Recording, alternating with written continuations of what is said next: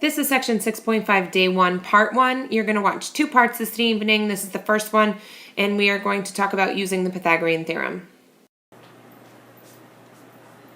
All right, section 6.5 has to do with using the Pythagorean theorem to be able to solve word problems.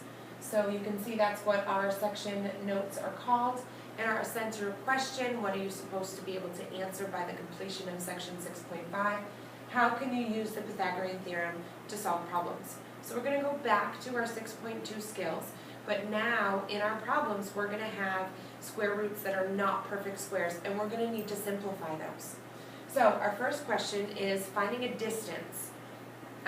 We're going to find a distance using the Pythagorean theorem.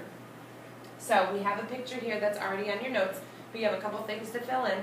The park is 5 miles east of your home, and the library is 4 miles north of the park. So it says, how far is your home from the library? Round your answer to the nearest tenth.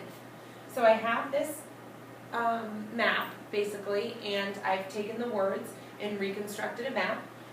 Here's my home, which is at the origin, and I'm 5 miles east of my home is the park, and then 4 miles north of the park is the library, and they're looking at how far are you from the library. So if we look at this, we can see that since this is a right triangle, we can use the Pythagorean theorem. We know 2 sides, and we're looking for a 3rd side. So my plan is to use the Pythagorean theorem. So I'm going to write my a squared plus b squared equals c squared. And I'm going to look to figure out my key. What's a, what's b, what's c? So if I look correctly, the base of my right triangle is 5, so I'm going to use that for b. The altitude or height of my triangle is 4. I'm going to use that for a. And then remembering correctly, the side that's opposite the right angle is our hypotenuse, which is c, and that's my unknown. So that's what I'm solving for. So now I'm going to use substitution. I'm going to substitute it in. So I get 4 squared plus 5 squared equals c squared.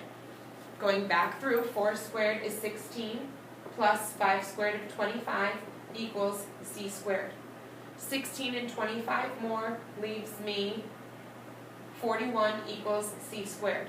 And now you're caught in a situation that we were not caught in 6.2 with a number that's not a perfect square. And we're just going to approximate that. So if we have c squared, we take the square root of both sides, which leaves me the square root of 41 is c. So in our prompt, it says round your answer to the nearest tenth. So I'm going to have to round this. Remember, use your 6.3 skills that you already have. Where does radical 41 fall?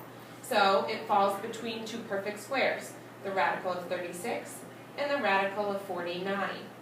So we're going to look to see which one is it closer to. 36 and 41 are 5 units apart, and 41 to 49 are 8 units apart. So it's a little less than halfway. The total distance between 36 and 49 would be 13, and it's a little less than half of that. So I'm going to say that it's the radical of 41 is approximately 6.3-ish. So my conclusion in sentence form is going to be the distance from home to the library is approximately, and instead of using approximately, we also use the word about, 6.3, looking back in our unit, miles. So hopefully you can see now that when we're using the Pythagorean theorem, we're not going to get the square root of a perfect square. We're going to get something that we're going to have to simplify. So move down to the next slide is going to be your first checkpoint for part A. Here is the checkpoint for part 1. You'll watch the next video named 6.5 part 2 and then the final checkpoint for that.